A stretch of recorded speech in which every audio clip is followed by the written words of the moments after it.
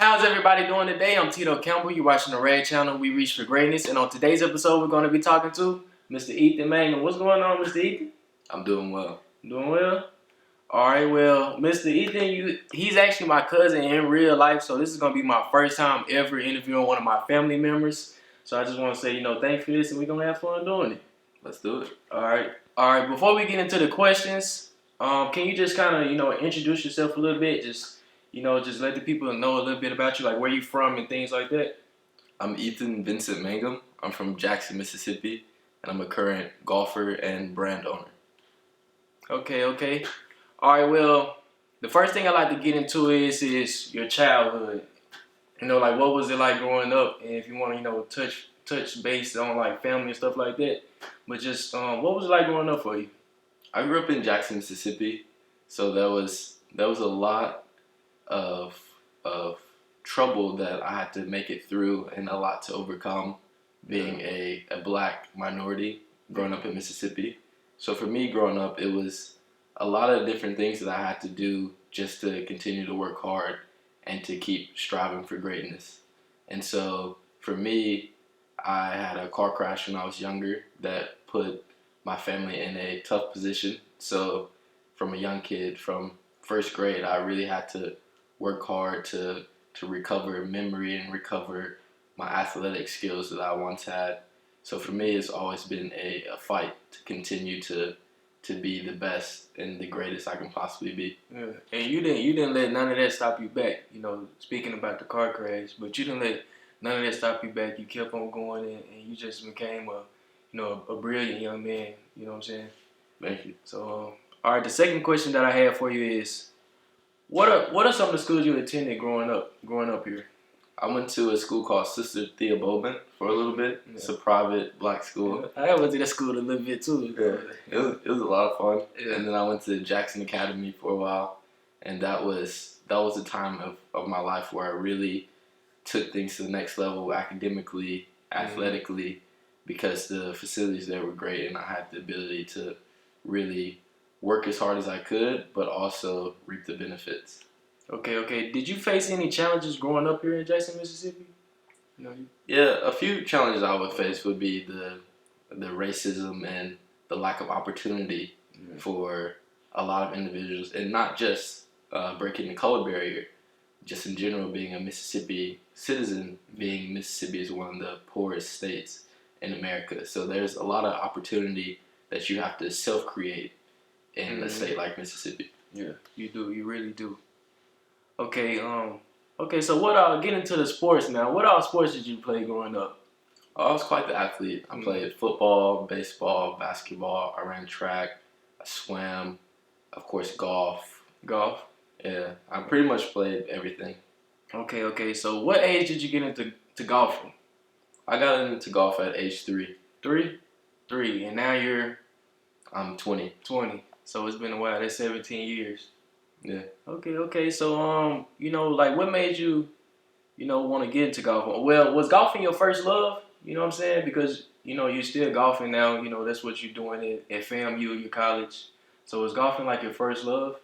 I would say so. Golf is the one sport that it puts me almost in a meditative state when I'm out on the golf course. I can go to golf and answer a lot of my problems through life by just hitting the golf ball.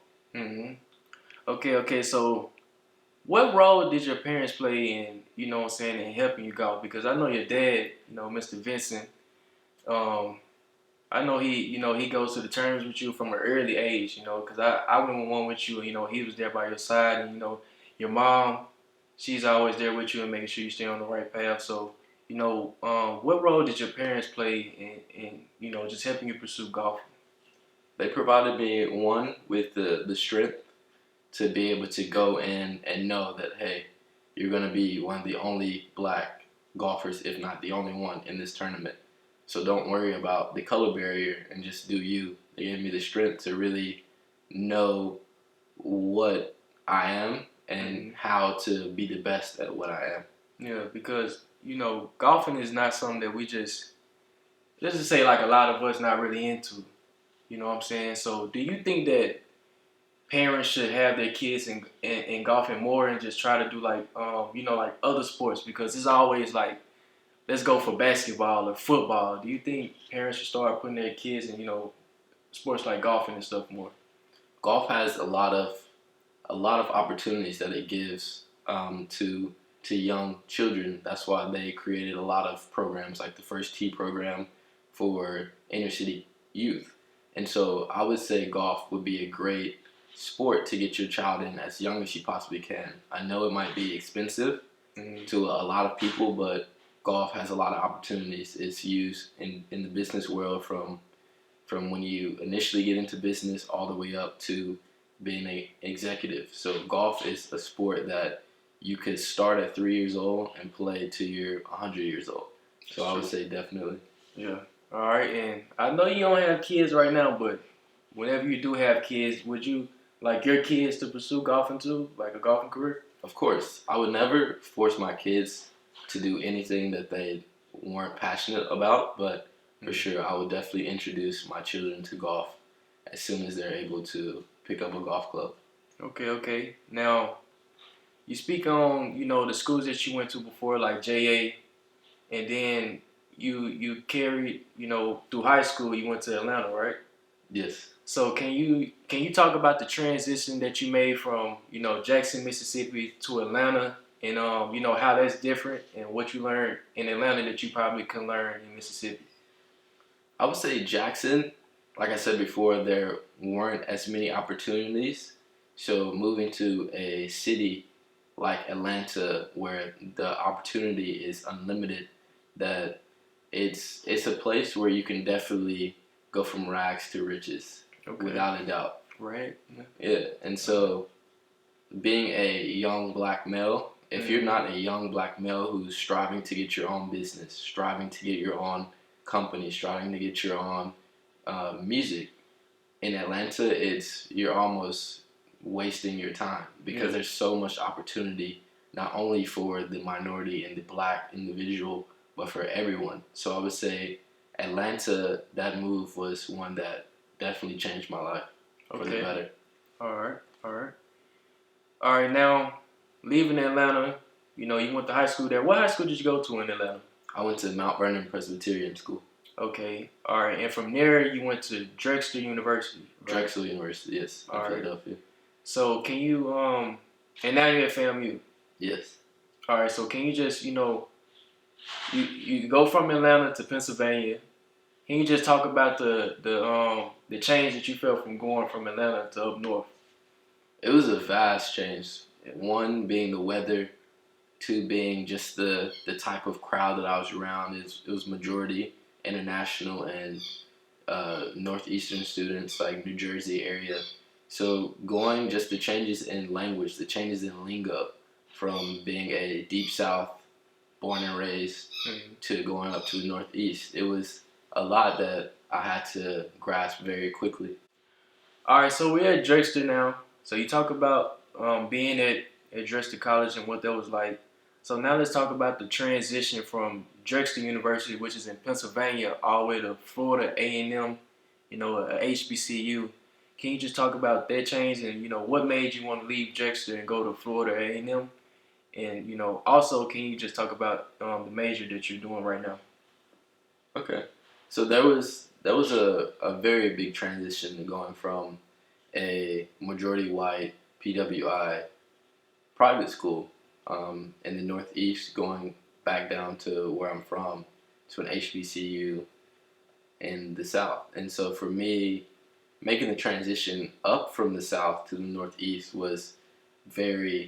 it was a large transition, learning the different lingos and different things like that. And then in the next year, transferring back down to the South, going to a HBCU.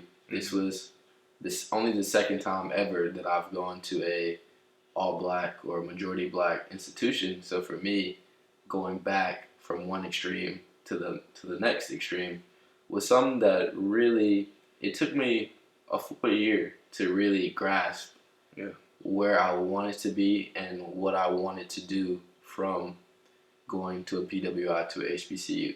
And so now I continue to play Division I golf at FAMU. We're actually ranked #1 in the nation for HBCUs. And now I study sociology, and I have a minor in pre-law. Okay. So, the HBCU, FAMU, on that topic, can you just kind of talk about, you're in your junior year? I'm in my 3rd year. Okay, so can you just talk about, what it's like so far being at FAMU, and also the golfing team that you're on right now, some of you guys' accomplishments and some of the plans that you guys have for this coming up year? So as of right now, we are, as I said, ranked #1 in the country. And so our plans will obviously be to win the national championship, go on to conference and win our conference, which is the MEAC, the Mid-Eastern Atlantic Conference. All right. And so, ranked #1 in the country, that's a big deal. Yeah. For sure, that's a big deal. But as of right now, we just finished our fall season where we won every single NCAA tournament we played in, which has never been done in our school's history. So for us, we are in a very divine pattern of play. So for us, we'll be continuing to win and to be successful when the spring season starts in the end of January. Okay. So junior year, going into your senior year next year, and after that, what plans do you have going into your senior year? And also, what do you want to accomplish before leaving FAMU? As of right now, my initial goal would be to win the MEAC conference as an individual and lead my team to the NCAA national championship. What's the MEAC conference? Is it a tournament? Yes, it's the conference championship. Okay. It's the Middle Eastern Atlantic Conference, which is what our school is in. And so it would be winning the MEAC and then getting an NCAA bid and potentially winning the NCAA tournament as an individual and as a team. And then from there, we also have the invitation to go to the PGA Works National Championship, which is the minority national championship for the United States.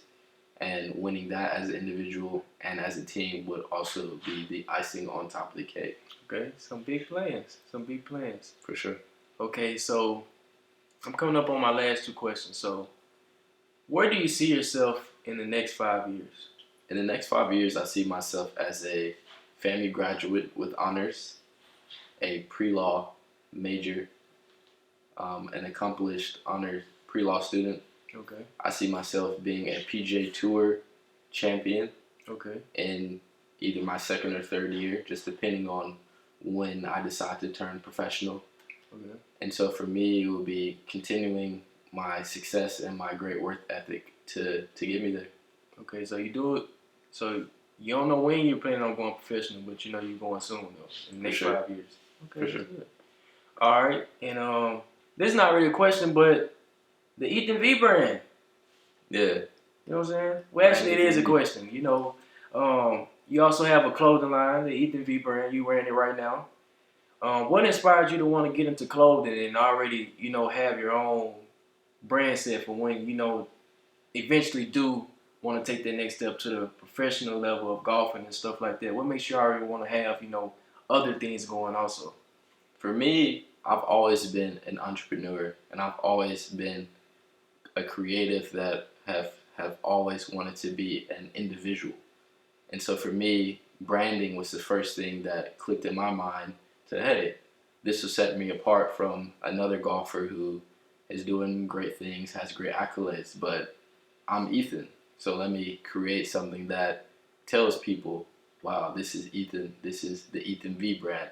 This is his mark. This is what he is giving to the world. And my brand means Ethan V. It means the strong conquering. Okay. And so for my people, my following would be the strong. So for me, my message would be, I'm giving strength to each and every person that wears my brand to conquer anything that they face in life. Okay, that's good. It's a good message behind it. So lastly, this isn't a question, but this is at the end. Can you, look into the camera and just give some motivational, inspirational words to anyone that might be watching this? This goes out to anyone who is listening. It doesn't matter where you come from or how low you think that you are right now. There's always a way out, and there's always opportunity to make it to the next level in whatever you want to do in your life. Find your passion, hold on to it, and conquer it with strength. Okay. Okay, spoken like a true king. But thank you guys for watching. Thank you once again, Ethan. Can you let the people know where to catch you at? Oh yeah, the Rag T-shirt. Yeah. This the interview. He's officially a part of the Rag. Interviewed. You know what I'm saying? So, you got this, Rocket. You know what I'm saying? We reach for greatness. We reach for greatness. That's how we're going. Follow me on Instagram at Feel the Lord and Ethan V Brand. Okay. Make sure you guys go and follow him. As for me, make sure you guys continue to watch, like, comment, and subscribe. Once again, I'm Tito Campbell. You're watching the Rag Channel. We reach for greatness, and we'll see you all in the next episode. Thank you.